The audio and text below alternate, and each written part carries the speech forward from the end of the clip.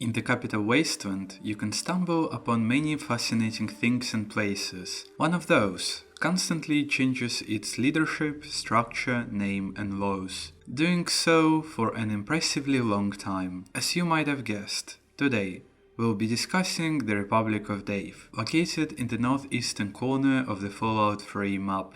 What makes this seemingly unremarkable settlement so intriguing? To start, over the past 2 centuries, this location has been known as the Kingdom of Larry, the Republic of Stevie Ray, Bill Sylvania, the New Republic of Stevie Ray, the Kingdom of Tom, and now the Republic of Dave. The history of this settlement begins, one might say, on the day when the nuclear bombs fell. Shortly before it, the people of the United States were deeply dissatisfied with their government, calling it hopelessly corrupt and accusing it of being controlled by anarchists, liberals, and communists. Some disillusioned individuals sought to distance themselves from these problems by relocating to remote regions. Even before the war, these people formed militias, believing they could one day return power to the people. But whether fortunately or not, they never had the chance to realize these plans. Most separatists perished either in the nuclear fire or while taking part in battles. However, those who lived far from the cities managed to survive. One such group emerged from their shelters over time, claiming a small piece of land and declaring it an independent state. In adapting to life on the capital wasteland, these people began farming, organizing their households, and fortifying their settlement. In order to survive and establish so-called true democracy, the founders of the Republic of Dave implemented what they called proper policies. These policies bore a striking resemblance to the pre-war American government. The leader of the surviving group inherited power, passing it on to their children over time. Descendants of the settlers, as well as wandering newcomers, had to adapt to this structure and change their mindset. We know names of some rulers of this settlement, but more information can be found about Dave's father and the Dave himself.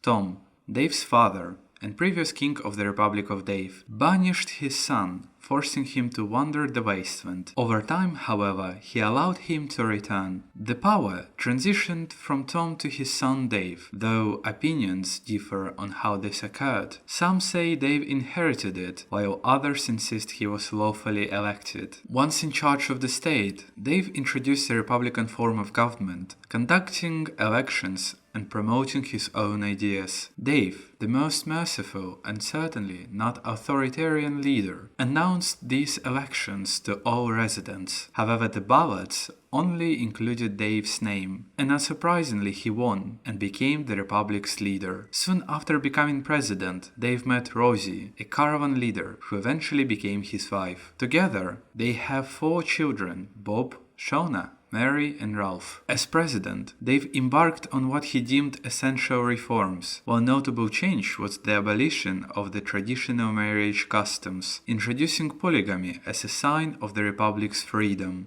After marrying Rosie, Dave sought to grow the population by marrying Jessica, with whom he had Rachel and Flower. Dave's elder children were taught survival skills and raised in the spirit of the Republic's ideals. From their father, they learned hunting, shooting, combat, and survival techniques in case they ever had to leave the Republic. Dave's eldest son, Bob, became second in command of the Republic's army, defending its territory. Shauna became a teacher, instructing her younger siblings and often sharing stories of their father's achievement. She even managed to secure funding to buy textbooks for her siblings. By 2277, when you're likely to visit the Republic, Dave remains the president, having been re-elected multiple times. By this point, he has established several departments: the Tourism Office, the Immigration Bureau, Bureau of Dave-like Activities, and the Department of Foreign Affairs. He takes great pride in his army, describing it as the strongest in the wasteland. A museum dedicated to his life was named in his honor. Over time, the Republic has held 3 elections, each with only one candidate, Dave himself. You, however, can influence these elections and shape the settlement's future, which land is seemed to be unreachable even for caravans. Election Day is a short, unmarked quest that you can start start while visiting the Republic. Confident in his victory, Dave will ask you to collect votes from all eligible residents and compile a report. You'll need to speak with Bob, Rosie, Jessica, and Shauna and ask them to vote. If you take no action, each will vote in the Capitol, express their opinion, and Dave will win as usual. However, you can help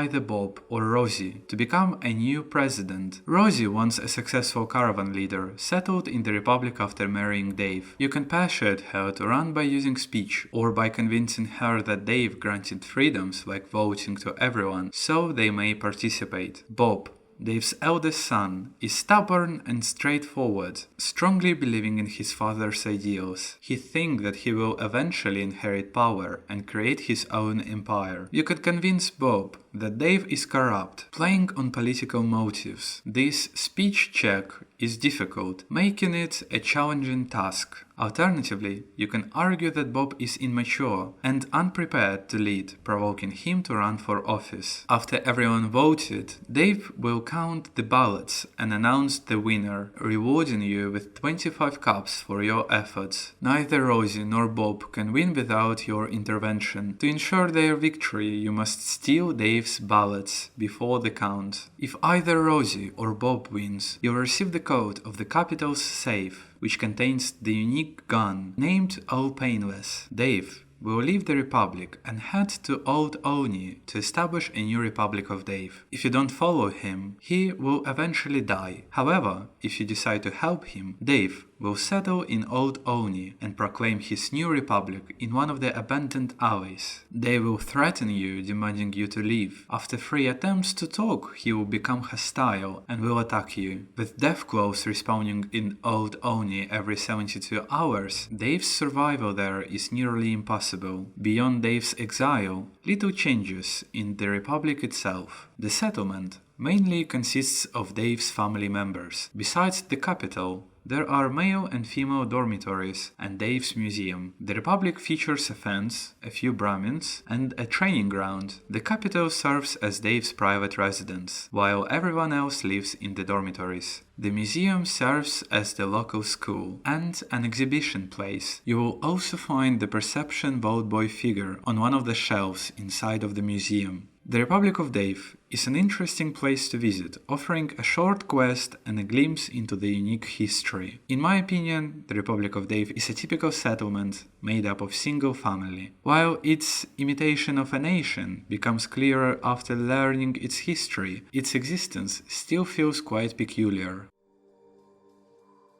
And that's all for now. If you enjoyed this video, you may like it, comment and subscribe to the channel.